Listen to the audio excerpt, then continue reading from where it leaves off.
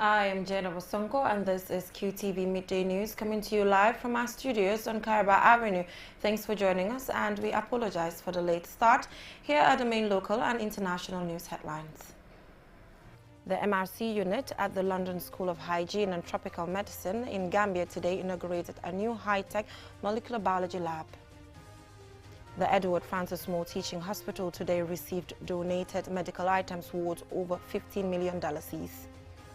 The Ministry of Basic and Secondary Education and partners have organized training for journalists on reproductive and sexual health education to promote discussion and reporting of the subject in the media. In international news, Equatorial Guinea, whose president has been in office for 41 years, on 12 October, the country celebrated 53 years of independence from Spain. Those were the main headlines, and now the news in detail. Do stay with us.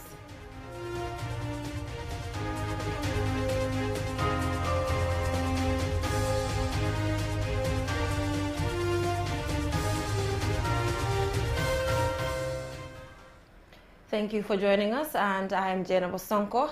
The MRC unit at the London School of Hygiene and Tropical Medicine in the Gambia today inaugurated a new high-tech molecular biology lab that will boost the unit's capacity to quickly track and respond to any potential emerging health threats in the sub-region. Momodu Lamin Choi has the rest of that. MRC unit, the Gambia, among the leading health research outfits in West Africa, is inaugurating a molecular biology laboratory. The lab has the capacity to strengthen and boost the unit's volume of research for quick response to potential emerging health threats facing the world, and sub-Saharan Africa in particular. This important inauguration was attended by the Director of London's School of Hygiene and Tropical Medicine, the MRC Gambia Unit Director, and presided over by the Vice President. The Unit Director of MRC Gambia, Professor Umberto D'Alessandro, expresses MRC's commitment to responding to research and emerging health threats facing the world and recognizes the opportunities offered by technological innovation in addressing health problems.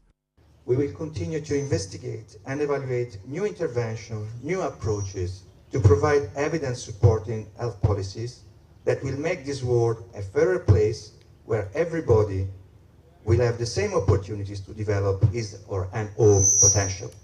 The London School of Health and Tropical Medicine's Director, Professor Liam Smith, highlights the existing and emerging health threats facing the world and the demanding task to improve health infrastructures through research that underpins vital response policies. It's fantastic to see this building come to fruition. It really will have an incredibly long shelf life. It's future-proofed. It's just going to provide the best facilities needed, and it really is a hugely welcome step. On behalf of the Minister of Health, Dr. Mustafa Bitey, the Director of Health Services, acknowledges MRC's support to Gambia's health sector through capacity building of health workers, research interventions, medical services, upgrading of the National Public Health Laboratory, and COVID-19 response. We look forward to strengthening this relationship. We hope that this edifice will enhance the capacities of MRCG and also raise what can be done in the Gambia to better answer our health policy needs and strategies. The Vice President of the Gambia, Dr. Aïssatou Touré, delivers remarks on behalf of President Barrow. The VP expresses gratitude to MRC's partnership with government, its contributions to support the health sector, and gave reassurance of government's commitment to maintaining an enabling environment to nurture and create the desired health expertise for more developments in line with the NDP and the global SDGs. The inauguration of this new laboratory building will enhance these contributions and support our work as a government. I am convinced that this new facility will further strengthen your research and diagnostics capacity and complement our work, particularly under the Ministry of Health. The Molecular Biology Lab was funded by the UK Research Institute at an estimated $200 million plus. The building has an office space that can host 280 staff, a laboratory capacity that can accommodate up to 100 lab technicians, equipped with smart technology for high volume of sample testing and tracking of disease outbreaks for quick response. It will be difficult to find an equivalent building in terms of it being a smart build, the environment being under control, and the sheer footprint we have here. It's about 800 square meters of laboratory space for molecular biology work. The MRC Unit de Gambia at the London School of Health and Tropical Medicine is one of 2 research units established in sub-Saharan Africa by the Medical Research Council UK, which is its single largest investment in medical research in a low and middle income country. Mahmoud Lamin Choy, QTV News. A donation of $50 million worth of medical equipment was made on Tuesday to the Edward Francis Moore Teaching Hospital by Human Appeal Ireland through their representative in the Gambia. Lola M. Camara has the rest of that. To provide immediate relief and support to people with urgent needs, Human Appeal donated medical items to boost the needs of this hospital.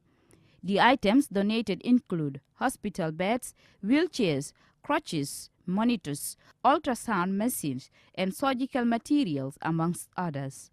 At the event, the Chief Medical Director at Edward Francis Moore Teaching Hospital, Professor Usman Nyan, thanked the donors for a timely and much-needed donation. We currently have a team of about 12 practitioners from Spain. They arrived yesterday and they are here just for a week. So when they saw one of the towers, they wanted to move it straight, and we said, well, let them wait till after the presentation. Because with that equipment, they can do more. They are here just for a week, but this would add value to what they came to do. Just as an example, that we do have medical teams come and go, do various things, but some of it is limited by what equipment we have on the ground. On behalf of his minister, Muhammadu Lamin Jaite, the permanent secretary at the Ministry of Health, expressed appreciation to Human Appeal Ireland for their intervention to supporting the health ministry.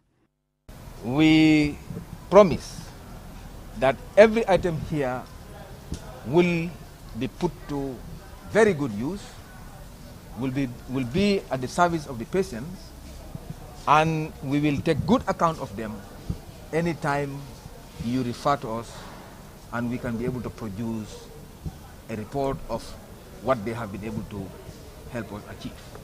Imam Ibundur, head of Human Appeal Ireland, said he felt the need to give back to the hospital that continue to provide people of this country with healthcare needs and urged people in the diaspora to emulate this. But I urge the authorities to do more and invest in machines and equipment and training for the staff. I also appeal to Gambians and friends of the Gambia to all join hands and help to build out the healthcare system. We try to inspire other people as we were inspired by others. We should take a holistic approach. This equipment, machines and medical supply has been sourced with great logistic challenges and shipped to the Gambia. We are entrusted by the donors and the Board of Management of Human Appeal Ireland to deliver it, and I appeal to the authorities and management of the hospital to take inventory of all these supplies and use it for the patients. Human Appeal is a non-profit organization working across the globe to strengthen humanity's fight against poverty, social injustice, and natural disasters.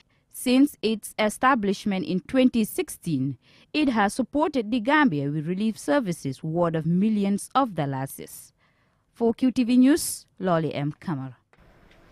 Now, the Ministry of Basic and Secondary Education, in partnership with the International Development Research Center, is organizing training for journalists on reproductive and sexual health education to promote discussion and reporting of the subject in the media. Mohamed Lamin Choi has the rest of that.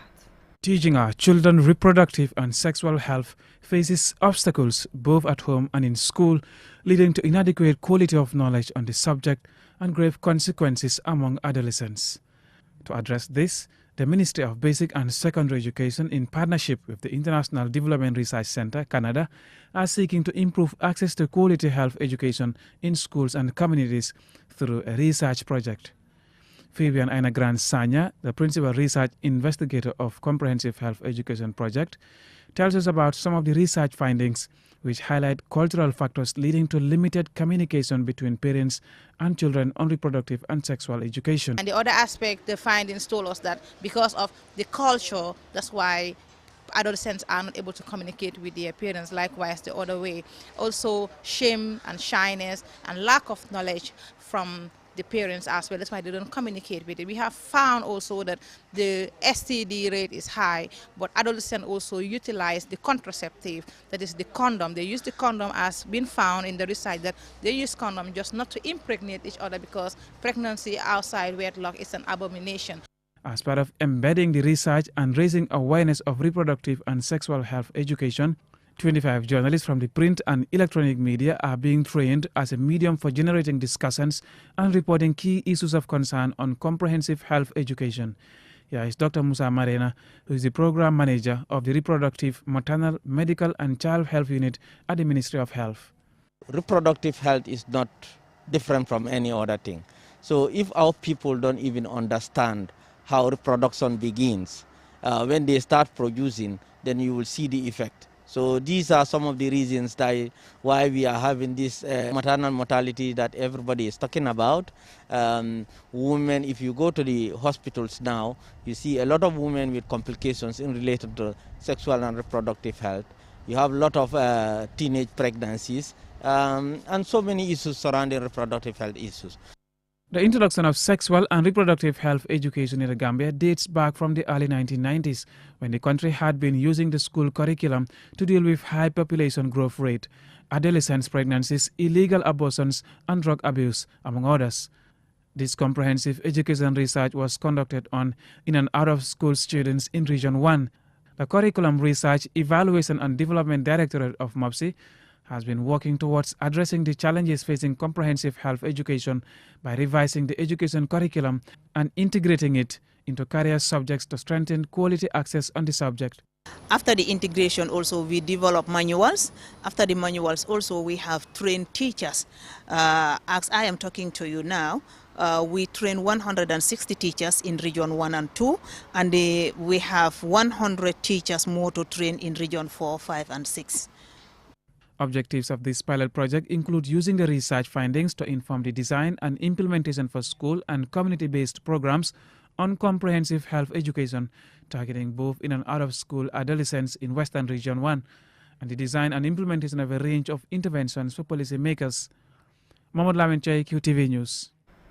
From that story by Mamadou Lamin Choi on sexual health education, we will now go for a short commercial break, and when we return, we have some more local news stories for you as well as international. Do stay tuned. Looking for the fastest and easiest way to receive money transfers from abroad? Well, QMoney and Ria just made it happen.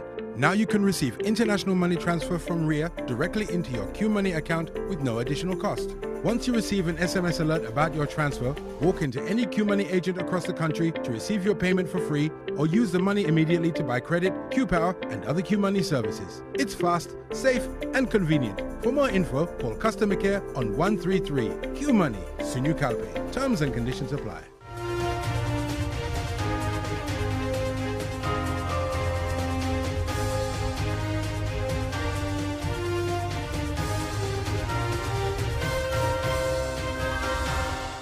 Welcome back from that short commercial break. If you're just tuning in, this is QTV Midday News and I am Jennifer Sonko.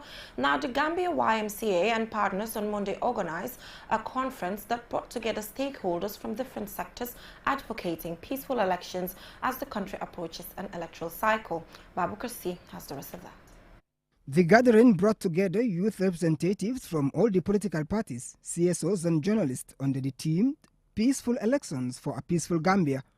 The organizers are seeking to encourage the media, political parties and CSOs play their part in ensuring that from now on, the interests of the Gambia will be at the forefront, ahead of any other interests, particularly as we approach an important electoral cycle. Priscilla H.D. Don, Program Director of YMCA, the Gambia, said this year's conference centers on young people and peace. The Gambia Bureau of Statistics has determined that over 60% of the Gambian populace are youth. What does this mean to us? This means that we are a very relevant group in the Gambia and that we hold the potential for change. But then, how do we use this power? Together, we share in plans to improve our education, to obtain skills, to secure well-paid jobs, to take care of our families. These objectives cannot be achieved if we continue to allow ourselves to be agents of destruction and precipitants of conflict. Francis D. Mendy of Caritas Gambia said the 2016 elections taught us a lot as Gambians. Thus, we all have a role to play as we head to the 2021 elections. We have already done the voter registration. And during the voter registration, there was a lot of noise.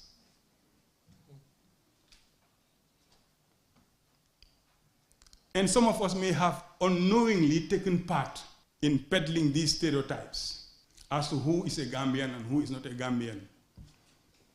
I always say this, we don't need to look far. What happened in La Côte d'Ivoire was not started by the military. It was started by the elites who wanted to keep power. And so they brought about this concept of ivoirité. Maybe in the Gambia, I will say Gambianness. But all of us around this house this morning, is there anybody here who cannot trace his family to another country in the sub-region? For John Charles Njai of the YMCA, Work for Peace seeks to create opportunities for young people to strive and give them opportunities to become better citizens. When we talk about Work for Peace, we are talking about creating opportunities that will go well for a peaceful coexistence. Any young person that is deprived of opportunity, that young person is an asset in the hands of evil to destabilize, to disrupt, and to become a potential criminal. Your destiny is in your hands. If this country goes through a peaceful election, it will be you young people. If it does not, it will be you, the young people. The ball is in your court. This is yet another platform created by YMCA, who join other institutions in advocating for peace and tolerance ahead of the country's election cycle. Babu Karsi, QTV News. Binti Period, a charitable organization that focuses on creating awareness on menstruation and helping women and girls understand their menstrual cycles, launched its menstrual education program on Monday, which will be implemented in schools across the country. Ansumana Esonyasi tells us more. The launch of this program ushers in a new phase in the charity's advocacy work, as this is the first time it has embarked on such a project in the Gambia.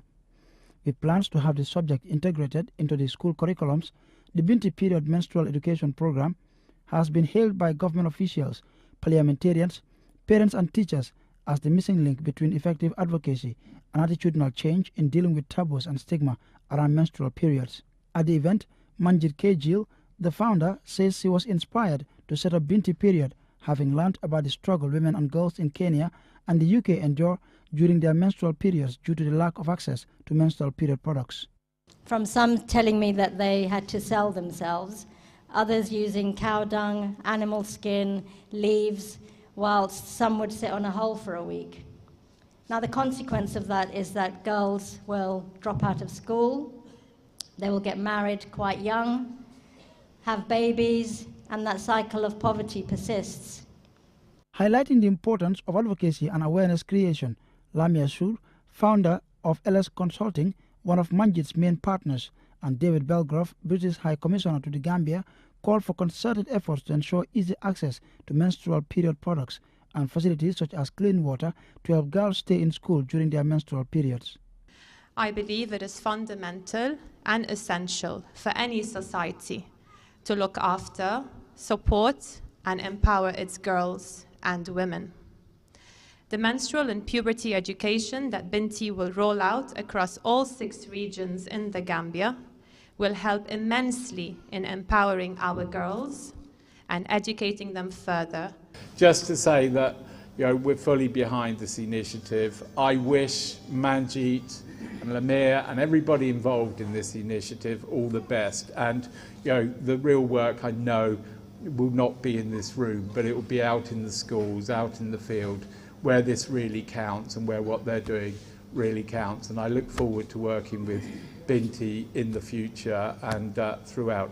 Several other speakers at the event also stressed the need to intensify the campaign to promote and facilitate easy access to sanitary pads in schools and homes. They also called on men to support the program and further emphasized the importance of having the conversation on menstrual periods.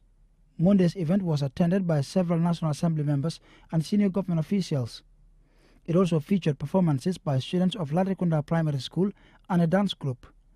Binti was the first period charity registered in the UK and India, with a mission to provide menstrual dignity to all girls all over the world, and the charity is engaged in facilitating access to pads to ensure menstrual health, educating girls about what menstruation is and what they can expect from it, and dispelling stigma, taboos, myths, and negative perceptions around menstruation. Ansumana Esonyasi for QTV News. From that story by Ansumana Esonyasi, now we will take a look at stories beyond our borders. October 12 marked the 53rd anniversary of Equatorial Guinea gaining independence from Spain in 1968. We look at the country's unique and turbulent history. More in this report. Equatorial Guinea, also known as EQG, is the only African country with Spanish as an official language. The country has 3 European languages as official languages, and other 2 being French and Portuguese. The Central African country, with a population of 1.4 million, was a Spanish colony from the 1700s until gaining her independence in 1968. Despite its small size, it has been the 3rd largest oil-producing country in sub-Saharan Africa since in the mid-90s. However, many in the country have not benefited from this, as the oil-rich Central African country has had a history of corruption, dictatorship and poverty almost since independence, especially under the regimes of Francisco Messias Ngoma and Teodoro Obiang Nguema. Francisco Messias Ngoma was the first president after the country gained independence and remained so until his overthrow in 1979 by his relative, the current president. Francisco was infamously named as one of the most brutal dictators in history.